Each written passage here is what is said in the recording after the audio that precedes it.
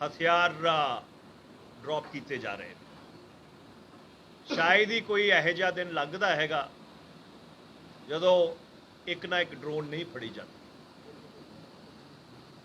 और चिंता इस गल की नहीं है कि जिहड़ी ड्रोन फड़ी जाती है, चिंता इस गल की है कि जिहड़ियां ड्रोन्स नहीं फड़िया जाती।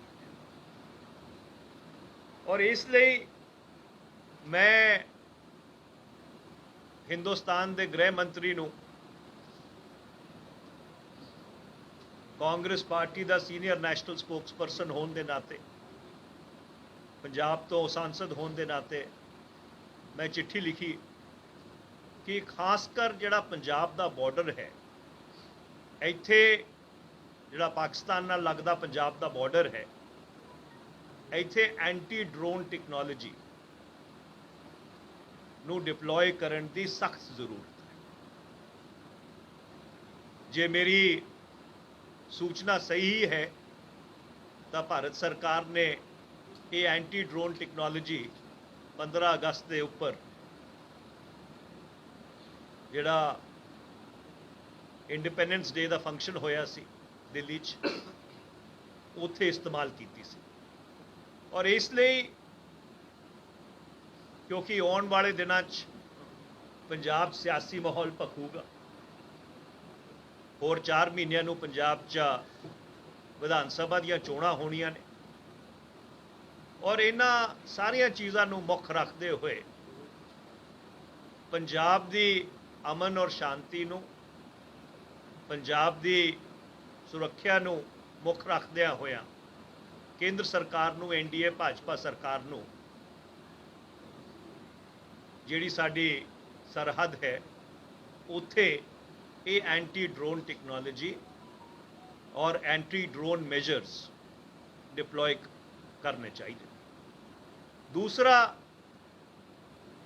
साडा ये मनना है कि पिछले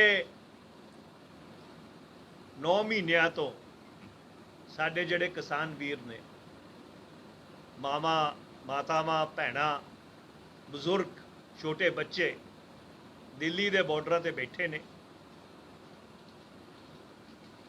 ठिठुर दी सर्दी दे विच, तपदी गर्मी दे विच, कोविड की दूजी लहर दे विच उन्होंने अपना महासंग्राम जारी रखा। और केंद्र सरकार नूं उन्हां दी जिहड़ी गल है वो मननी चाहिए है। असी पंजाब दे जिहड़े 8 लोक सभा के नुमाइंदे हैगे, उन्हां सारियां ने इंडिविजुअली और कलैक्टिवली parliament they which bill move कीते सीगे ये काले कानूनां नूं रद्द करने वास्ते। पर जिवें तुहानूं पता है पूरा मॉनसून सत्र नहीं चलिया, ना लोक सभा कोई कार्रवाई हुई, ना राज्य सभा कोई कार्रवाई हुई। तो असी मानयोग स्पीकर साहब नूं भी ये बेनती की है कि जिहड़े साडे बिल ने उन्हां दे उपर विचार करने वास्ते एक स्पैशल सैशन पार्लीमेंट का बुलाया जाए, जिहदे नाल ये जिहड़ा सारा किसान अंदोलन है, जिहदे च पंजाब, हरियाणा, पश्चिमी उत्तर प्रदेश, मुल्क के सारे किसान शामिल ने, उस दे उपर एक दोबारा तो चर्चा करा के जिहड़े बिल ने उन्हां ते वोट करवाई जा। मेरे सिर्फ यही 2 मुख मुद्दे सीगे जिहड़े मैं तुहाडे सामने रखना चाहुंदा सी। बाकी जिहड़े साडे सवाल होणगे वो मैं सारे सवाल लैण नूं तैयार है। एक गल मैं जरूर तुहाडे नाल सांझी करना चाहुंदा कि पिछले 4.5 साल तो सूबे दे विच कांग्रेस की सरकार, और जिस तरह की चुनौती रही है, चाहे वो पाकिस्तान वालों चुनौती होवे, चाहे केंद्र सरकार का मतरई माँ का सलूक होवे, पंजाब का RDF रोकिया उन्होंने, GST कॉम्पनसेशन नहीं दी, और चाहे ये कोविड की महामारी हो, बहुत ही ਸਤਿਕਾਰਯੋਗ ਸਾਡੇ MLA ਦੱਤੀ ਸਾਹਿਬ, ਬਹੁਤ ਹੀ ਸਤਿਕਾਰਯੋਗ ਸਾਡੇ ਸਾਰਿਆਂ ਦੇ ਵਰਿष्ठ ਸਾਥੀ ਜੁਗਲ ਕਿਸ਼ੋਰ ਸ਼ਰਮਾ ਜੀ, ਸਾਡੇ ਪਲੈਨਿੰਗ ਬੋਰਡ ਦੇ ਨਵੇਂ ਬਣੇ ਚੇਅਰਮੈਨ ਲੱਕੀ ਜੀ, ਸਾਡੇ ਯੂਥ ਕਾਂਗਰਸ ਦੇ ਪੁਰਾਣੇ ਸਾਥੀ, ਜਦੋਂ ਮੈਂ ਆਲ ਇੰਡੀਆ ਯੂਥ ਕਾਂਗਰਸ ਦਾ ਪ੍ਰਧਾਨ ਸੀ, ਸਾਡੇ ਅੰਮ੍ਰਿਤਸਰ ਦੇ ਜ਼ਿਲ੍ਹਾ ਪ੍ਰਧਾਨ ਸੀਗੇ ਸੰਜੇ ਜੀ, ਮੇਰੇ ਨਾਲ ਆਏ ਪੰਜਾਬ ਦੀ ਵੱਡੀ ਇੰਡਸਟਰੀ ਦੇ ਚੇਅਰਮੈਨ ਪਵਨ ਦੀਵਾਨ ਜੀ, ਔਰ ਇੱਥੇ ਆਏ ਸਾਰੇ ਪੱਤਰਕਾਰ ਸਾਥੀਓ, ਸਾਡੇ DPRO ਸਾਹਿਬ। ਸਭ ਤੋਂ ਪਹਿਲਾਂ ਤਾਂ ਮੈਂ ਤੁਹਾਨੂੰ ਵਧਾਈ ਦੇਣਾ ਚਾਹੁੰਦਾ। ਮੈਂ ਸੋਚਦਾ ਸੀ ਕਿ ਮੈਂ ਹੀ ਪੰਕਚੁਅਲ ਹੈ, ਪਰ ਤੁਸੀਂ ਮੇਰੇ ਤੋਂ ਜ਼ਿਆਦਾ ਪੰਕਚੁਅਲ ਹੈਗੇ ਹੋ ਤੇ ਸਾਰੇ ਤੁਸੀਂ ਵਧਾਈ ਦੇ ਪਾਤਰ ਹੋ। ਮੈਂ ਕੱਲ ਸ੍ਰੀ ਅੰਮ੍ਰਿਤਸਰ ਸਾਹਿਬ ਆਇਆ ਸੀ ਔਰ ਆਉਣ ਦਾ ਮੁੱਖ ਮਕਸਦ ਇਹ ਸੀ ਕਿ ਸ੍ਰੀ ਹਰਿਮੰਦਰ ਸਾਹਿਬ ਮੱਥਾ ਟੇਕਣਾ ਸੀ।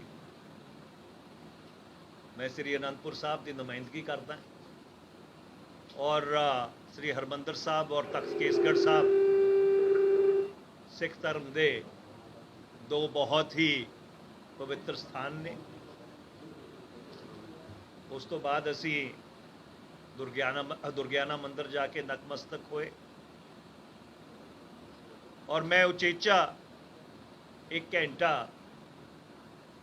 ਜਿਹੜਾ ਪਾਰਟੀਸ਼ਨ ਮਿਊਜ਼ੀਅਮ ਬਣਾਇਆ ਹੈਗਾ, ਇੱਕ ਘੰਟਾ ਉੱਥੇ ਸਾਰੇ ਸਾਥੀਆਂ ਦੇ ਨਾਲ ਪਾਰਟੀਸ਼ਨ ਮਿਊਜ਼ੀਅਮ 'ਚ ਵੀ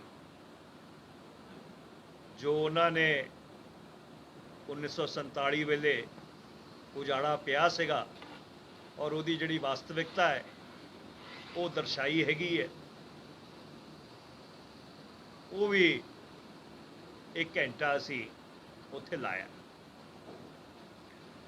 मेरी ये परंपरा है, क्योंकि मैं मुल्क का सूचना और प्रसारण मंत्री रहा कि जिथे भी जाना है जोड़े साडे पत्रकार साथी ने उन्होंने भी जरूर दर्शन करता है।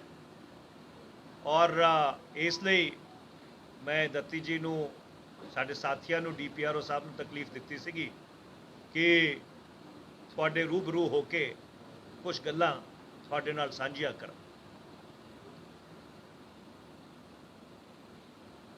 ਜਿਹੜੇ ਹਾਲਾਤ ਅਫਗਾਨਿਸਤਾਨ ਦੇ ਵਿੱਚ ਬਣੇ ਨੇ ਪਿਛਲੇ 1-1.5 ਹਫ਼ਤੇ ਤੋਂ, ਉਹਦਾ ਇੱਕ ਬੜਾ ਦੂਰਗਾਮੀ ਅਸਰ ਖਾਸ ਕਰ ਜਿਹੜੇ ਸਾਡੇ ਸਰਹੱਦ ਦੇ ਸੂਬੇ ਨੇ ਜਿਨ੍ਹਾਂ ਨੇ ਅੱਤਵਾਦ ਦਾ ਸੰਤਾਪ ਭੋਗਿਆ ਹੈ, ਪੰਜਾਬ, ਜੰਮੂ ਕਸ਼ਮੀਰ, ਉਹਨਾਂ ਸੂਬਿਆਂ ਤੇ ਇਸ ਅਫਗਾਨਿਸਤਾਨ ਦੀ ਪਰਿਸਥਿਤੀ ਦਾ ਇੱਕ ਬਹੁਤ ਹੀ ਨਕਾਰਾਤਮਕ ਪ੍ਰਭਾਵ ਪੈ ਸਕਦਾ ਹੈ। ਤੁਹਾਨੂੰ ਸਾਰਿਆਂ ਨੂੰ ਪਤਾ ਹੈ, ਤੁਸੀਂ ਤਾਂ ਅੰਮ੍ਰਿਤਸਰ ਦੇ ਵਸਨੀਕ ਹੋ, ਕਿ ਪਾਕਿਸਤਾਨ ਦੀ ਜਿਹੜੀ ISI ਹੈ ਉਹਨੇ 1971 ਦੀ ਲੜਾਈ ਤੋਂ ਬਾਅਦ ਜਦੋਂ ਬੰਗਲਾਦੇਸ਼ ਦੀ ਸੰਰਚਨਾ ਕੀਤੀ ਗਈ,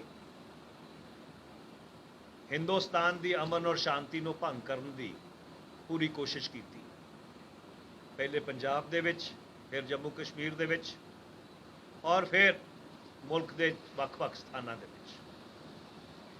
ਔਰ ਇਹ ਜਿਹੜਾ ਘਟਨਾਕ੍ਰਮ ਅਫਗਾਨਿਸਤਾਨ 'ਚ ਹੋਇਆ ਹੈ, ਜਿਸ ਤਰ੍ਹਾਂ ਉੱਥੇ ਤਾਲਿਬਾਨ ਦੀ ਹਕੂਮਤ ਬਣਨ ਜਾ ਰਹੀ ਹੈ, एक ਵੱਡਾ ਹੁੰਗਾਰਾ ਜਿਹੜੀ ਪਾਕਿਸਤਾਨ ਦੇ ਵਿੱਚ ਨਕਾਰਾਤਮਕ ਸ਼ਕਤੀਆਂ ਨੇ, ਸਟੇਟ ਸਪਾਂਸਰਡ ਟੈਰਰ ਗਰੁੱਪਸ ਨੇ, ਉਹਨਾਂ ਨੂੰ ਉਸ ਤੋਂ ਹੌਸਲਾ ਮਿਲਿਆ ਹੈ। ਮੈਂ ਗੱਲ ਇਸ ਲਈ ਤੁਹਾਡੇ ਨਾਲ ਸਾਂਝੀ ਕਰ ਰਿਹਾ ਕਿਉਂਕਿ ਤੁਹਾਨੂੰ ਪਤਾ ਹੈ ਕਿ ਪਿਛਲੇ 1-1.5 ਸਾਲ ਤੋਂ ਪੰਜਾਬ ਦੇ ਵਿੱਚ ਰੋਜ਼ ਪਾਕਿਸਤਾਨ ਤੋਂ ਰਹੀ ਹੈ, ਇੱਕ ਨਵਜੋਤ ਸਿੰਘ ਸਿੱਧੂ ਨਾਲ ਹੈ, ਉਹ ਕੰਟਰੋਵਰਸੀ ਚੱਲਦੀ ਹੈ, ਲੋਕਾਂ ਤੱਕ ਉਹ ਜਿਹੜੀ ਉਮੀਦ ਉਹਨਾਂ ਨੂੰ ਤੁਸੀਂ ਉਹ ਨਹੀਂ ਮਿਲ ਪਾ ਰਹੇ। ਦੇਖੋ ਮੇਰੇ ਆਸੇ ਪਾਸੇ ਦੋ ਬੜੇ ਵਰਿष्ठ ਸਾਥੀ ਬੈਠੇ ਨੇ। ਜੁਗਲ ਜੀ ਨੂੰ ਤਾਂ ਸ਼ਾਇਦ ਮੇਰੇ ਤੋਂ ਵੀ ਜ਼ਿਆਦਾ ਲੰਮਾ ਸਮਾਂ ਕਾਂਗਰਸ ਪਾਰਟੀ 'ਚ ਹੋ ਗਿਆ ਹੈ। ਮੈਂ ਦੱਤੀ ਜੀ ਨੂੰ ਪੁੱਛ ਰਿਹਾ ਸੀਗਾ ਜਦੋਂ ਅਸੀਂ ਸ੍ਰੀ ਹਰਿਮੰਦਰ ਸਾਹਿਬ ਜਾ ਰਹੇ ਸੀ ਕਿ ਤੁਹਾਨੂੰ ਕਿੰਨੇ ਸਾਲ ਹੋ ਗਏ ਕਾਂਗਰਸ ਪਾਰਟੀ ਦੇ ਵਿੱਚ, ਔਰ ਮੈਨੂੰ ਹੀ 40 ਸਾਲ ਹੋ ਗਏ ਕਾਂਗਰਸ ਪਾਰਟੀ ਦੀ ਸੇਵਾ ਕਰਦੇ ਨੇ। ਮੈਂ 1981 'ਚ NSUI ਜਿਹੜਾ ਕਾਂਗਰਸ ਦੀ ਸਟੂਡੈਂਟ ਆਰਗੇਨਾਈਜੇਸ਼ਨ ਹੈ ਉਹਦਾ DAV ਕਾਲਜ ਚੰਡੀਗੜ੍ਹ 'ਚ ਪ੍ਰਧਾਨ ਬਣਿਆ ਸੀਗਾ। ਔਰ ਮੈਨੂੰ ਪਿਛਲੇ 40 ਸਾਲ ਦੇ ਵਿੱਚ ਹਿੰਦੁਸਤਾਨ ਦਾ ਸ਼ਾਇਦ ਹੀ ਐਸਾ ਕੋਈ ਜ਼ਿਲ੍ਹਾ ਹੈ ਜਿੱਥੇ ਆਪ ਜਾਣ ਦਾ ਮੌਕਾ ਨਾ ਮਿਲਿਆ। ਇੱਕ ਵਾਰੀ ਮੈਂ ਕੁੱਲ ਹਿੰਦ NSUI ਦਾ ਪ੍ਰਧਾਨ ਰਿਹਾ, ਕੁੱਲ ਹਿੰਦ ਯੂਥ ਕਾਂਗਰਸ ਦਾ ਪ੍ਰਧਾਨ ਰਿਹਾ, ਔਰ ਮੈਂ ਆਪਣੇ ਤਜਰਬੇ ਨਾਲ ਇਹ ਕਹਿ ਸਕਦਾ ਕਿ ਜਿੱਥੇ PCC ਪ੍ਰੈਜ਼ੀਡੈਂਟ ਔਰ ਚੀਫ ਮਿਨਿਸਟਰ ਸਮਨਵय ਬਣਾ ਕੇ ਆਪਣਾ ਇੱਕ ਸੰਤੁਲਨ ਬਣਾ ਕੇ ਬੈਲੈਂਸ ਬਣਾ ਕੇ ਕੰਮ ਕਰਦੇ ਨੇ, ਉੱਥੇ ਕਾਂਗਰਸ ਦੀ ਸਰਕਾਰ ਵਾਪਸ ਆਉਂਦੀ ਹੈ। ਮੈਂ ਕਈ ਵਾਰ ਇਹ ਗੱਲ ਸਿਰਫ ਪੰਜਾਬ ਦੇ ਸੰਦਰਭ ਦੇ ਵਿੱਚ ਨਹੀਂ, ਮੈਂ ਕਈ ਵਾਰ ਇਹ ਗੱਲ ਪਹਿਲੇ ਵੀ ਕਹਿ ਚੁੱਕਿਆ ਕਿ ਕਾਂਗਰਸ ਨੂੰ ਸਿਰਫ ਕਾਂਗਰਸ ਹਰਾਉਂਦੀ ਹੈ, ਕਾਂਗਰਸ ਨੂੰ ਕੋਈ ਹੋਰ ਨਹੀਂ ਹਰਾਉਂਦਾ ਹੈਗਾ।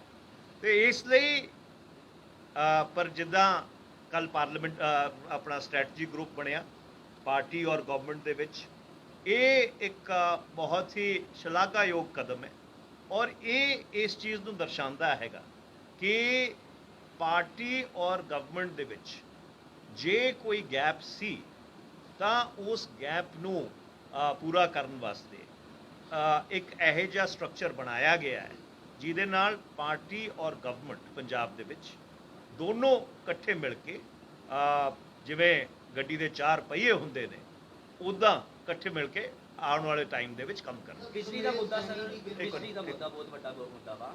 ਆਮ ਆਦਮੀ ਪਾਰਟੀ ਕਹਿੰਦੀ ਹੈ ਕਿ ਜਿੱਤਣ ਤੋਂ ਬਾਅਦ 300 ਯੂਨਿਟ ਦੇਵਾਂਗੇ, ਅਕਾਲੀ ਦਲ ਕਹਿੰਦੇ 400 ਯੂਨਿਟ ਦੇਵਾਂਗੇ, ਤੁਸੀਂ ਕਹਿ ਰਹੇ 3 ਰੁਪਏ ਯੂਨਿਟ ਅਸੀਂ ਜਿਹੜਾ ਵਾ ਕਿ ਕਰ ਦਾਂਗੇ। ਸਰਕਾਰ ਹੁਣ ਵੀ ਤੁਹਾਡੀ ਹੁਣ ਕਿਉਂ ਨਹੀਂ ਕਰਦੇ, ਲੋਕ ਸਵਾਲ ਕਰਦੇ ਨੇ। ਦੇਖੋ ਜਿੱਥੇ ਤੱਕ ਬਿਜਲੀ ਦਾ ਸਵਾਲ, ਮੈਨੂੰ ਤਾਂ ਕਦੇ ਕਦੇ ਹਾਸਾ ਹੁੰਦਾ ਹੈ ਜਦੋਂ ਆਮ ਆਦਮੀ ਪਾਰਟੀ ਬਿਜਲੀ ਦੀ ਸਬਸਿਡੀ ਦੀ ਗੱਲ ਕਰਦੀ। ਦੇਖੋ ਦਿੱਲੀ 'ਚ ਕੋਈ ਕਿਸਾਨੀ ਨਹੀਂ ਹੈ,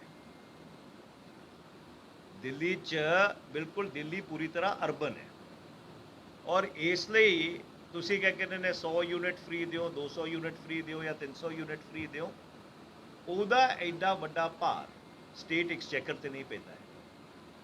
ਪੰਜਾਬ ਇੱਕ ਕਿਸਾਨੀ ਪ੍ਰਧਾਨ ਸੂਬਾ ਹੈ ਔਰ ਹਰ ਸਰਕਾਰ ਦੀ ਪ੍ਰਾਥਮਿਕਤਾ ਇਹ ਰਹੀ ਹੈ ਕਿ ਜਿਹੜਾ ਸਾਡਾ ਕਿਸਾਨ ਹੈ, ਔਰ ਪੰਜਾਬ 'ਚ 80% ਤੋਂ ਜ਼ਿਆਦਾ ਜਿਹੜਾ ਕਿਸਾਨ, ਨਹੀਂ ਸੌਰੀ 94% ਤੋਂ ਜ਼ਿਆਦਾ ਜਿਹੜਾ ਕਿਸਾਨ ਹੈ ਉਹਦੇ ਕੋਲੇ 2 ਜਾਂ 3 ਏਕੜ ਜ਼ਮੀਨ ਹੈ।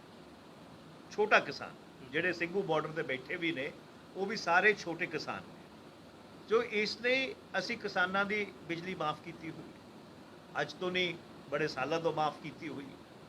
ਤੋ ਆਬਵੀਅਸਲੀ ਉਹ ਜਿਹੜੀ ਚੀਜ਼ ਹੈ ਉਹ ਕ੍ਰਾਸ ਸਬਸਿਡਾਈਜ਼ ਤਾਂ ਕਿਤੇ ਹੋਏਗੀ।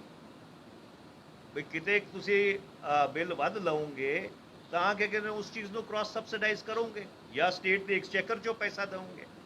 ਤੇ ਇਸ ਲਈ ਇਹ ਇੱਕ ਹਰ ਸਰਕਾਰ ਵਾਸਤੇ ਬੈਲੈਂਸ ਬਣਾਉਣ ਦੀ ਲੋੜ ਹੈਗੀ ਹੈ ਔਰ ਸਭ ਚੀਜ਼ ਨੂੰ ਮੁੱਖ ਰੱਖਦਿਆਂ ਹੋਇਆ ਬਹੁਤ ਹੀ ਸੋਚ ਸਮਝ ਕੇ ਅਸੀਂ ਇਹ ਫੈਸਲਾ ਕੀਤਾ ਹੈਗਾ ਕਿ ਜਿਹੜੀ ਅਸੀਂ ਬਿਜਲੀ ਫ੍ਰੀ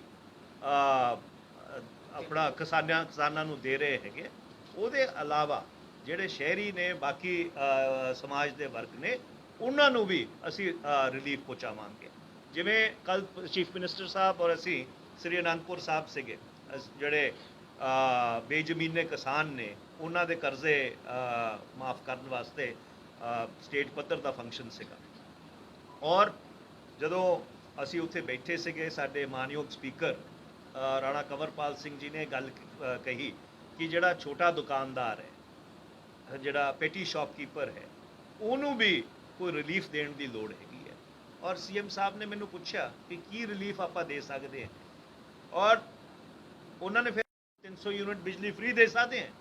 सो ਇਸ ਲਈ ਇੱਕ ਸੰਵੇਦਨਸ਼ੀਲਤਾ ਹੈ ਇਸ ਸਰਕਾਰ ਦੇ ਵਿੱਚ ਕਿ ਜਿਹੜੇ ਸਾਡੇ ਬਜਟਰੀ ਕੰਸਟ੍ਰੇਂਟਸ ਨੇ ਉਹਨਾਂ ਬਜਟਰੀ ਕੰਸਟ੍ਰੇਂਟਸ ਨੂੰ ਸਾਹਮਣੇ ਰੱਖਦੇ ਹੋਇਆਂ ਜਿੰਨਾ ਜ਼ਿਆਦਾ ਤੋਂ ਜ਼ਿਆਦਾ ਰਿਲੀਫ ਅਸੀਂ ਲੋਕਾਂ ਨੂੰ ਦੇ ਸਕੀਏ ਅਸੀਂ ਦੇਣ ਦੀ ਕੋਸ਼ਿਸ਼ ਕਰਦੇ ਹਾਂ। ਦੀਪਕ ਭੰਡਾਰੀ ਡੀ4 ਯੂਨੀਵਰਸਿਟੀ ਤੋਂ ਮਨੀਸ਼ ਜੀ, ਸੁਖਬੀਰ ਬਾਦਲ ਨੇ 100 ਦਿਨ 100 ਹਲਕਾ ਵਿਧਾਨ ਸਭਾ ਉਹਨਾਂ ਨੇ ਆਪਣੀ ਯਾਤਰਾ ਸ਼ੁਰੂ ਕਰਤੀ। ਇੱਕ ਉਹਨਾਂ ਦੇ ਕੋਲ 127 ਪੇਜਾਂ ਦੀ ਇੱਕ ਡਾਇਰੀ ਹੈ ਜਿਹਦੇ ਵਿੱਚ ਕਹਿੰਦੇ ਵੀ ਸਭ ਦਾ ਕਾਲਾ ਚਿੱਠਾ ਮੈਂ ਇਹਦੇ 'ਚ ਰੱਖਿਆ ਹੈ, ਜਦੋਂ ਸਰਕਾਰ ਆਏਗੀ ਤੇ ਅਸੀਂ ਇੱਕ ਇੱਕ ਨੂੰ ਦੇਖ ਲਾਂਗੇ। ਇਹਦੇ ਨਾਲ ਹੀ ਮੇਰਾ ਦੂਸਰਾ ਸਵਾਲ ਹੈ, ਮਾਫੀਆ ਰਾਜ ਦੀ ਗੱਲ ਹੁੰਦੀ ਹੈ ਪੰਜਾਬ ਦੇ ਵਿੱਚ, ਇਹਦੇ ਲਈ ਕੌਣ ਜ਼ਿੰਮੇਦਾਰ ਹੈ? ਦੇਖੋ ਇਦਾਂ ਹੈ, ਪੰਜਾਬ ਨੇ 10 ਸਾਲ ਅਕਾਲੀ ਦਲ ਭਾਜਪਾ ਦੀ ਸਰਕਾਰ ਵੇਖੀ।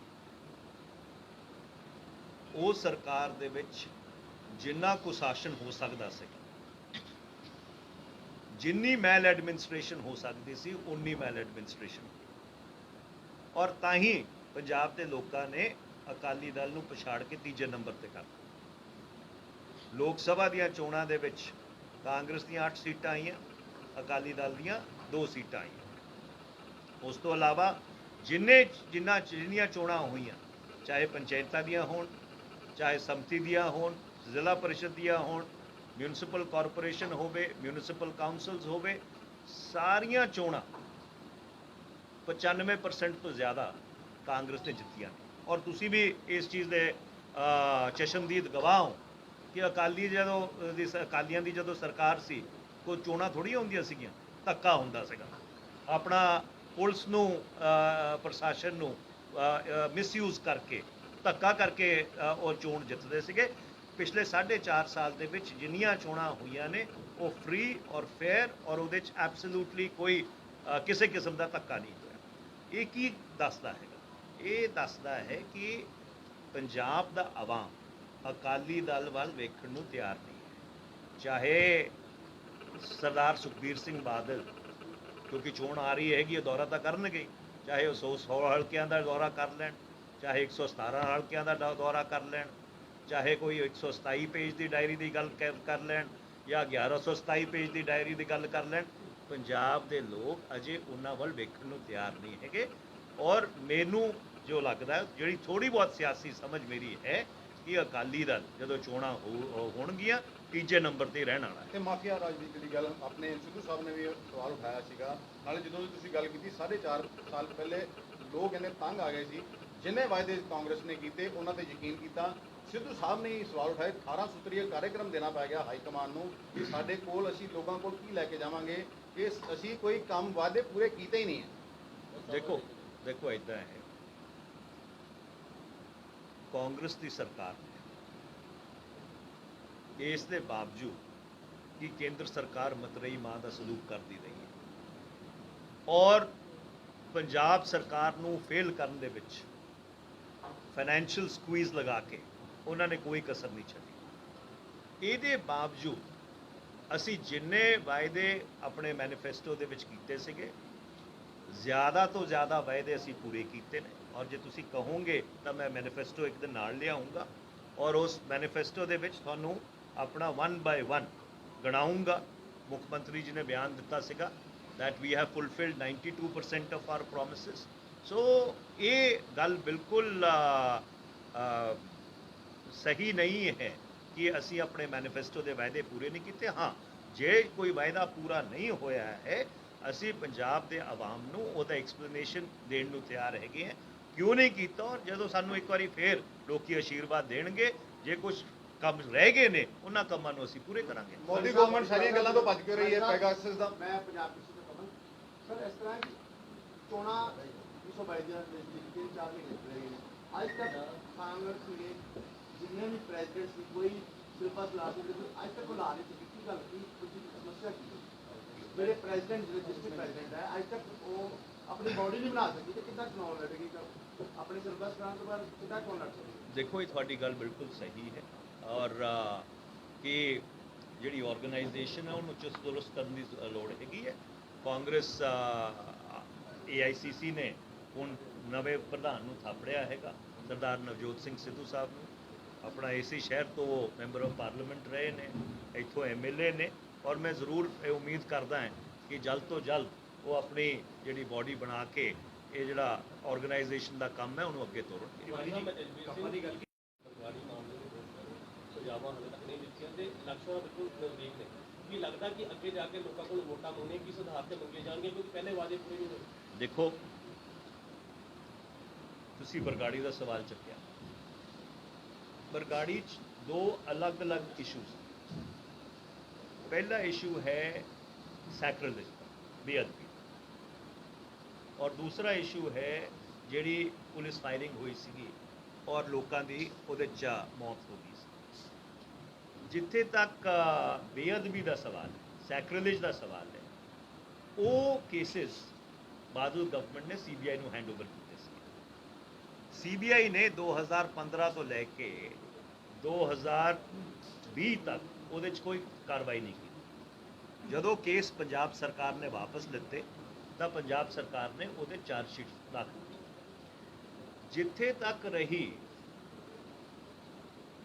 ਪੁਲਿਸ ਫਾਇਰਿੰਗ ਦੀ ਗੱਲ, ਉਸ ਪੁਲਿਸ ਫਾਇਰਿੰਗ ਦੇ ਵਿੱਚ, ਔਰ ਇਹ ਬਹੁਤ ਹੀ ਮੰਦਭਾਗੀ ਗੱਲ ਹੈ ਕਿ ਜਿਹੜੇ ਅਫਸਰ ਦੀ ਜ਼ਿੰਮੇਵਾਰੀ ਸੀਗੀ SIT ਦੇ ਵਿੱਚ ਕਿ ਉਹਦੀ ਇਨਵੈਸਟੀਗੇਸ਼ਨ ਕਰੋ, ਔਰ ਇਨਵੈਸਟੀਗੇਸ਼ਨ ਕਰਕੇ ਇਹੀ ਜੀ ਇਨਵੈਸਟੀਗੇਸ਼ਨ ਤੁਸੀਂ ਕੋਰਟ ਦੇ ਸਾਹਮਣੇ ਰੱਖੋ ਜਿਹੜੀ ਆਪਣੇ ਪੈਰਾਂ ਤੇ ਖੜੀ ਹੋ ਸਕੇ, ਉਹ ਇਨਵੈਸਟੀਗੇਸ਼ਨ ਉਹਨਾਂ ਨੇ ਨਹੀਂ ਕੀਤੀ।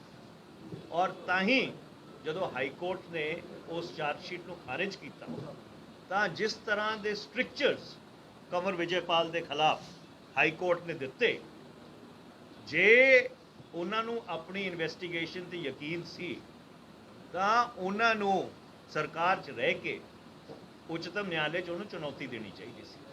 ਔਰ ਐਟਲੀਸਟ ਜੇ ਉਹਨਾਂ ਨੇ ਅਸਤੀਫਾ ਵੀ ਦੇ ਦਿੱਤਾ ਤਾਂ ਇੰਨਾ ਤਾਂ ਕਰਨਾ ਚਾਹੀਦਾ ਸੀਗਾ ਕਿ ਉਹ ਸੁਪਰੀਮ ਕੋਰਟ ਜਾ ਕੇ ਜਿਹੜੇ ਉਹਨਾਂ ਦੇ ਖਿਲਾਫ ਪਰਸਨਲ ਸਟ੍ਰਕਚਰ ਹਾਈ ਕੋਰਟ ਨੇ ਪਾਸ ਕੀਤੇ ਨੇ, ਉਹ ਪਰਸਨਲ ਸਟ੍ਰਕਚਰ ਤਾਂ ਐਕਸਪੰਜ ਕਰਾਉਂਦੇ। ਸੋ ਇਸ ਲਈ ਜੇ ਬਰਗਾੜੀ ਦੀ ਇਨਵੈਸਟੀਗੇਸ਼ਨ ਅੱਜ ਦੁਬਾਰਾ ਕਰਨ ਦੀ ਲੋੜ ਪਈ ਹੈ, ਉਹਦੀ ਸਿੱਧੀ ਜ਼ਿੰਮੇਵਾਰੀ ਉਸ ਅਫਸਰ ਦੀ ਹੈ, कंवर विजय पाल कंवर विजय प्रताप। देखो ऐसा है कि स्पैशल इन्वेस्टिगेटिंग टीम बनी सी, वो स्पैशल इन्वेस्टिगेटिंग टीम दे विच वो जिहड़ी फायरिंग सीगी ਉਹਦੀ ਇਨਵੈਸਟੀਗੇਸ਼ਨ ਦੀ ਜ਼ਿੰਮੇਵਾਰੀ ਉਹਨਾਂ ਦੀ ਸੀ। ਉਹ ਆਪਣੀ ਇਨਵੈਸਟੀਗੇਸ਼ਨ ਟੀਮ ਨੂੰ ਕੈਰੀ ਨਹੀਂ ਕਰ ਸਕੇ ਨਾਲ, ਔਰ ਫਿਰ ਜੋ ਉਹਨਾਂ ਨੇ ਚਾਰਜ ਸ਼ੀਟ ਦਾਖਲ ਕੀਤੀ ਉਹ ਹਾਈ ਕੋਰਟ ਨੇ ਬਿਲਕੁਲ ਡੈਫੀਸ਼ੀਐਂਟ ਪਾਈ। ਪੰਜਾਬ ਸਰਕਾਰ ਨੇ ਦੁਬਾਰਾ SIT ਬਣਾਈ ਹੈਗੀ ਹੈ, ਦੁਬਾਰਾ ਤੋਂ ਇਨਵੈਸਟੀਗੇਸ਼ਨ ਹੋ ਰਹੀ ਹੈ, ਔਰ ਮੈਨੂੰ ਪੂਰੀ ਉਮੀਦ ਹੈ ਕਿ ਜਿਹੜੇ ਦੋਸ਼ੀ ਨੇ ਉਹਨਾਂ ਦੋਸ਼ੀਆਂ ਦੇ ਖਿਲਾਫ ਕਾਰਵਾਈ ਹੋਊਗੀ, ਜਲਦ ਕਾਰਵਾਈ ਹੋਊਗੀ ਔਰ ਉਹਨਾਂ ਨੂੰ ਸਜ਼ਾ ਮਿਲੇਗੀ। ਸੁਰਿੰਦਰ ਰੰਧਾਵਾ ਨੇ ਡਿਮਾਂਡ ਕੀਤੀ ਵੀ DGP ਸੁਮੇਧ ਸਿੰਘ ਸੈਣੀ ਨੂੰ ਗ੍ਰਿਫਤਾਰੀ ਕਰਨ ਦੇ ਵਿੱਚ ਜਿਹੜੀ ਹੈ ਜਲਦਬਾਜ਼ੀ ਵਿਖਾਈ ਗਈ ਹੈ। ਅਤੁਲ ਨੰਦਾ ਨੂੰ ਤੇ ਜਿਹੜੇ ਅਫਸਰ ਜ਼ਿੰਮੇਦਾਰ ਹੈ ਇਹਨਾਂ ਦੇ ਖਿਲਾਫ ਕਾਰਵਾਈ ਹੋਵੇ। ਦੇਖੋ ਇੱਦਾਂ ਹੈ ਕਿ ਜਿੱਥੇ ਤੱਕ ਸਰਦਾਰ ਸੁਖਜਿੰਦਰ ਸਿੰਘ ਰੰਧਾਵਾ ਸਾਹਿਬ ਦਾ ਤਲਕ ਹੈ, ਉਹ ਕੈਬਨਿਟ ਦੇ ਵਜ਼ੀਰ ਨੇ ਔਰ ਮੈਂ ਵੀ ਡਾਕਟਰ ਮਨਮੋਹਨ ਸਿੰਘ ਦੀ ਕੈਬਨਿਟ ਦਾ ਵਜ਼ੀਰ ਰਿਹਾ, ਔਰ ਮੇਰਾ ਇਹ ਮੰਨਣਾ ਹੈ ਕਿ ਜੇ ਕਿਸੇ ਕੋਈ ਵਜ਼ੀਰ ਦੀ ਜ਼ਾਤੀ ਰਾਏ ਹੋਵੇ ਤਾਂ ਉਹਨਾਂ ਨੂੰ ਮੁੱਖ ਮੰਤਰੀ ਨਾਲ ਗੱਲ ਕਰਨੀ ਚਾਹੀਦੀ ਹੈ। ਆਪਣੀ ਜ਼ਾਤੀ ਰਾਏ ਨੂੰ ਅਗਰ ਕੋਈ ਵਜ਼ੀਰ ਪਬਲਿਕ ਕਰਦਾ ਹੈ ਤਾਂ ਇੱਕ ਜਿਹੜੀ ਕਲੈਕਟਿਵ ਰਿਸਪੌਂਸਿਬਿਲਿਟੀ ਹੈ ਕੈਬਨਿਟ ਦੀ, ਉਸ ਕਲੈਕਟਿਵ ਰਿਸਪੌਂਸਿਬਿਲਿਟੀ ਦਾ ਉਲੰਘਣ ਕਰਨਾ ਹੈ। ਤਿਵਾਰੀ ਜੀ, ਹੈ ਕਿ ਪੰਜਾਬ ਸਰਕਾਰ ਨੇ ਸਦਾ ਕਿਸਾਨਾਂ ਦੀ ਹਮਾਇਤ ਕੀਤੀ। ਕੇਂਦਰ ਸਰਕਾਰ ਸਾਡੇ ਤੇ ਦੋਸ਼ ਲਾਉਂਦੀ ਹੈ ਕਿ ਇਹ ਜਿਹੜਾ ਕਿਸਾਨ ਅੰਦੋਲਨ ਹੈ ਉਹਦੀ ਹਮਾਇਤ ਪੰਜਾਬ ਸਰਕਾਰ ਕਰਦੀ ਹੈ, ਥਾਪੜਾ ਪੰਜਾਬ ਸਰਕਾਰ ਦਾ ਹੈ, ਜਦਕਿ ਇਹ ਗੱਲ ਸਹੀ ਨਹੀਂ ਹੈ। ਕਿਸਾਨ ਅੰਦੋਲਨ ਇੱਕ ਇਹੋ ਜਿਹਾ ਅੰਦੋਲਨ ਹੈ ਜਿਹਦੇ 'ਚ ਪੰਜਾਬ ਦੇ ਹਰ ਪਿੰਡ 'ਚ ਦਾ ਵਸਨੀਕ ਉਹਦੇ ਸ਼ਾਮਿਲ ਹੈ, ਤੇ ਇਸ ਲਈ ਜਿੱਥੇ ਤੱਕ ਗੰਨਾ ਕਿਸਾਨਾਂ ਦੀ ਵੀ ਗੱਲ ਹੈਗੀ ਹੈ, ਮੈਨੂੰ ਇਹ ਪੂਰਾ ਭਰੋਸਾ ਹੈ ਕਿ ਪੰਜਾਬ ਸਰਕਾਰ ਉਹਨਾਂ ਦੀਆਂ ਮੰਗਾਂ ਨੂੰ ਮੁੱਖ ਰੱਖਦਿਆਂ ਹੋਇਆਂ ਕੋਈ ਨਾ ਕੋਈ ਇਹੋ ਜਿਹਾ ਰਸਤਾ ਜ਼ਰੂਰ ਕੱਢੇਗੀ ਜਿਹਦੇ ਨਾਲ ਉਹਨਾਂ ਨੂੰ ਸੰਤੁਸ਼ਟੀ ਹੋਊਗੀ, ਔਰ ਉਹਨਾਂ ਦੇ ਜਿਹੜੇ ਬਕਾਏ ਨੇ ਜਾਂ ਉਹਨਾਂ ਦੇ ਜਿਹੜੇ ਬਾਕੀ ਡਿਮਾਂਡਸ ਨੇ, ਕਿਉਂਕਿ ਮੈਂ ਉਹਨਾਂ ਦਾ ਐਗਜ਼ੈਕਟ ਚਾਰਟਰ ਆਫ ਡਿਮਾਂਡਸ ਦੇਖਿਆ ਨਹੀਂ ਹੈ ਤਾਂ ਉਹ ਹਰ ਡਿਮਾਂਡ ਤੇ ਕਮੈਂਟ ਕਰਨਾ ਸਹੀ ਨਹੀਂ ਰਹੂਗਾ, ਪਰ ਜੋ ਵੀ ਉਹਨਾਂ ਦੀ ਡਿਮਾਂਡਸ ਹੈ ਮੈਨੂੰ ਇਹ ਪੂਰਾ ਭਰੋਸਾ ਹੈ ਕਿ ਪੰਜਾਬ ਸਰਕਾਰ ਕੋਈ ਨਾ ਕੋਈ ਇਹੋ ਜਿਹਾ ਰਾਹ ਲੱਭਣ ਦੀ ਕੋਸ਼ਿਸ਼ ਕਰੂਗੀ ਜਿਹੜੇ ਤਿਵਾੜੀ ਜੀ ਪੰਜਾਬ ਦੀ ਗੱਲ ਕੀਤੀ ਜਾਵੇ one ਤਿਵਾੜੀ ਜੀ ਇੱਕ ਕੁਐਸਚਨ ਪੰਜਾਬ ਦੀ ਗੱਲ ਕੀਤੀ ਜਾ ਰਹੀ ਹੈ ਤੁਸੀਂ 4.5 ਸਾਲ ਦੇ ਮਸਲੇ ਦੀ ਗੱਲ ਕਰ ਰਹੇ ਹੋ ਕਿ 4.5 ਸਾਲ ਦੀ ਕੀ ਕਾਰਜਕਾਰੀ ਰਹੀ ਹੈ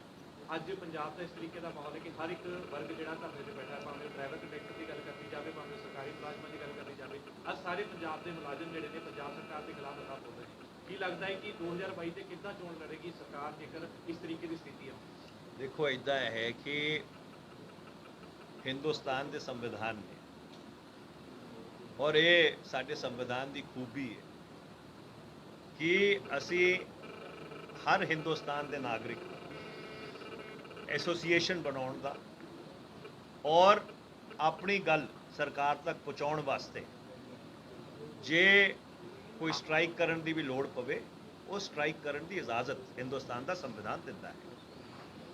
ਹੁਣ ਲੋਕਾਂ ਦੀ ਆਪਣੀਆਂ ਆਪਣੀਆਂ ਮੰਗਾਂ ਹੁੰਦੀਆਂ ਨੇ ਔਰ ਹਰ ਬੰਦਾ ਇਹ ਕੋਸ਼ਿਸ਼ ਕਰਦਾ ਹੈਗਾ ਕਿ ਮੇਰੀ ਮੰਗ ਵੱਧ ਤੋਂ ਵੱਧ ਮੰਨੀ ਜਾਵੇ। ਸਰਕਾਰ ਦੀ ਵੀ ਇਹ ਕੋਸ਼ਿਸ਼ ਹੁੰਦੀ ਹੈ ਕਿ ਉਹਨਾਂ ਦੀ ਜਿਹੜੀ ਮੰਗ ਹੈਗੀ ਹੈ ਜਿੱਥੇ ਤੱਕ ਹੋ ਸਕਦੀ ਹੈ ਉਹਨੂੰ ਜ਼ਰੂਰ ਅਕੋਮੋਡੇਟ ਕੀਤਾ ਜਾਵੇ, ਪਰ ਸਰਕਾਰ ਦੇ ਕੁਝ ਕੰਸਟ੍ਰੇਂਟਸ ਵੀ ਹੁੰਦੇ ਨੇ ਔਰ ਆਪਣਾ ਜਿਹੜੇ ਲੋਕ ਸਰਕਾਰ 'ਚ ਨੇ ਉਹ ਇਸ ਚੀਜ਼ ਨੂੰ ਸਮਝਦੇ ਨੇ। ਤੇ ਇਸ ਲਈ ਪੰਜਾਬ ਸਰਕਾਰ ਵੱਲੋਂ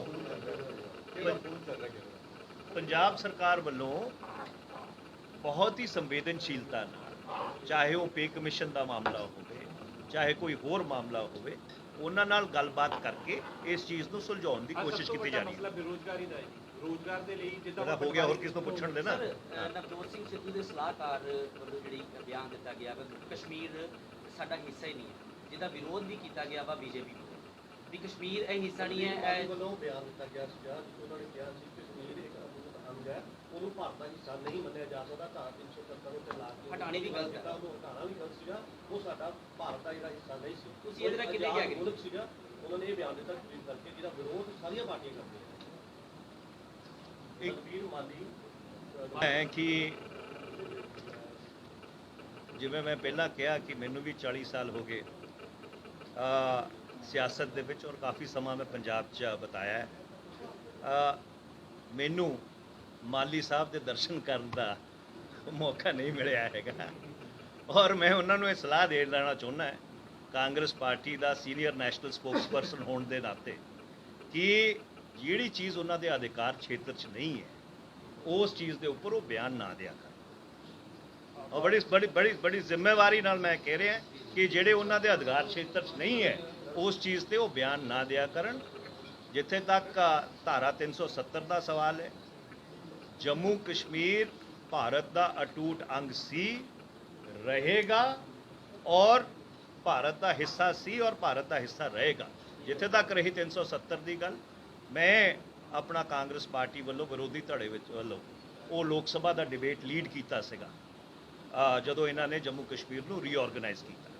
ਔਰ ਹਾਂ, ਇਹ ਬਿਲਕੁਲ ਗੱਲ ਠੀਕ ਹੈ, ਅਸੀਂ ਕੇਂਦਰ ਸਰਕਾਰ ਤੋਂ ਇਹ ਮੰਗ ਕਰਦੇ ਆਏ ਹਾਂ ਕਿ ਜਿਹੜੀ ਜੰਮੂ ਕਸ਼ਮੀਰ ਦੀ ਸਟੇਟਹੁੱਡ ਹੈ ਉਹ ਤੁਰੰਤ ਬਹਾਲ ਕੀਤੀ ਜਾਣੀ ਚਾਹੀਦੀ ਹੈ। ਜਿੱਥੇ ਤੱਕ 370 ਦਾ ਮਸਲਾ ਹੈ, 370 ਦਾ ਮਸਲਾ ਸੁਪਰੀਮ ਕੋਰਟ ਦੇ ਵਿੱਚ ਹੈ। ਉਸ ਵਿੱਚ ਇੱਕ ਪਟੀਸ਼ਨ 'ਚ ਮੈਂ ਵੀ ਵਕੀਲ ਹੈਗਾ ਔਰ ਅਸੀਂ ਸੁਪਰੀਮ ਕੋਰਟ ਨੂੰ ਇਹ ਕਹਿ ਰਹੇ ਹਾਂ ਕਿ ਜਿਹੜੀ ਕਨਸਟੀਟਿਊਸ਼ਨੈਲਿਟੀ ਹੈ ਗਵਰਨਮੈਂਟ ਦੇ ਐਕਸ਼ਨ ਦੀ ਉਹਨੂੰ ਡਿਟਰਮਿਨ ਕੀਤਾ ਜਾਣਾ ਚਾਹੀਦਾ ਹੈ। ਤੇ ਇਸ ਲਈ ਜਿੱਥੇ ਤੱਕ ਕਾਂਗਰਸ ਪਾਰਟੀ ਦਾ ਸਵਾਲ ਹੈ, ਕਾਂਗਰਸ ਪਾਰਟੀ ਦਾ ਸਟੈਂਡ ਬਿਲਕੁਲ ਕਲੀਅਰ ਹੈ।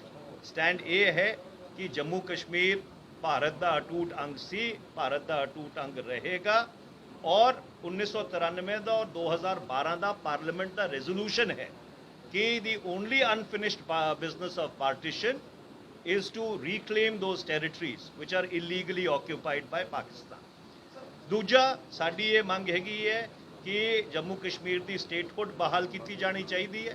ਜਿੱਥੇ ਤੱਕ 370 ਦਾ ਸਵਾਲ ਹੈ, ਸਾਡਾ ਇਹ ਮੰਨਣਾ ਔਰ ਅਸੀਂ ਵੋਟ ਉਹਦੇ ਖਿਲਾਫ ਪਾਈ ਸੀਗੀ ਪਾਰਲੀਮੈਂਟ ਦੇ ਵਿੱਚ ਕਿ 370 ਦੀ ਜਿਹੜੀ ਕਨਸਟੀਟਿਊਸ਼ਨੈਲਿਟੀ ਹੈਗੀ ਹੈ ਉਹ ਸੁਪਰੀਮ ਕੋਰਟ ਨੂੰ ਡਿਟਰਮਿਨ ਕਰਨੀ ਚਾਹੀਦੀ ਹੈ ਔਰ ਹਰ ਜਿਹੜਾ ਜ਼ਿੰਮੇਵਾਰ ਕਾਂਗਰਸੀ ਹੈ ਉਹਨੂੰ ਜਿਹੜਾ ਕਾਂਗਰਸ ਦਾ ਆਫੀਸ਼ੀਅਲ ਸਟੈਂਸ ਹੈ ਉਹਨੂੰ ਪੜ੍ਹ ਕੇ ਉਹਨੂੰ ਮੁੱਖ ਰੱਖਦਿਆਂ ਹੋਇਆਂ ਬਿਆਨ ਦੇਣਾ ਚਾਹੀਦਾ ਹੈਗਾ ਔਰ ਉਹਨਾਂ ਮਸਲਿਆਂ ਤੇ ਬਿਆਨ ਨਹੀਂ ਦੇਣਾ ਚਾਹੀਦਾ ਜਿਹੜਾ ਉਹਨਾਂ ਦੇ ਅਧਿਕਾਰ ਖੇਤਰ 'ਚ ਨਹੀਂ ਹੈ।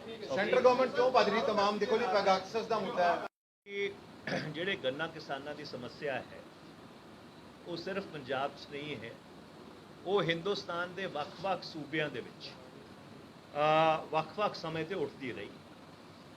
ਮੈਨੂੰ ਯਾਦ ਹੈ, ਮੈਂ ਬਹੁਤ ਸਾਲ ਪਹਿਲਾਂ ਇੱਕ ਭਾਰਤ ਸਰਕਾਰ ਦੀ ਸ਼ੂਗਰ ਮਿਲ ਹੁੰਦੀ ਸੀ, ਕਾਨਪੁਰ ਸ਼ੂਗਰ ਵਰਕਸ, ਉਹਦੇ ਬੋਰਡ ਦੇ ਉੱਪਰ ਡਾਇਰੈਕਟਰ ਸੀਗਾ। ਇਹ 1992-93 ਦੀ ਗੱਲ ਕਰਦਾ ਜਦੋਂ ਕਾਂਗਰਸ ਦੀ ਸਰਕਾਰ ਸੀ। ਔਰ ਇਹ ਗੰਨਾ ਕਿਸਾਨਾਂ ਦੀ ਸਮੱਸਿਆ ਇਸ ਲਈ ਉੱਠਦੀ ਹੈਗੀ ਹੈ ਕਿਉਂਕਿ ਗੰਨੇ ਦੇ ਉੱਪਰ MSP ਨਹੀਂ, ਕਿਉਂਕਿ ਗੰਨੇ ਦੇ ਉੱਪਰ ਜਿਹੜੀ ਸਟੇਟ ਐਡਮਿਨਿਸਟਰਡ ਪ੍ਰਾਈਸ ਹੈ, ਉਹ ਸਟੇਟ ਐਡਮਿਨਿਸਟਰਡ ਪ੍ਰਾਈਸ ਅਲੱਗ-ਅਲੱਗ ਰਾਜ ਸਰਕਾਰਾਂ ਘੋਸ਼ਿਤ ਕਰਦੀਆਂ ਨੇ, ਔਰ ਉਹ ਵੀ ਜਿਹੜੀ ਪ੍ਰਾਈਸ ਹੁੰਦੀ ਹੈ ਉਹ ਐਡਵਾਈਜ਼ਰੀ ਹੁੰਦੀ ਹੈ।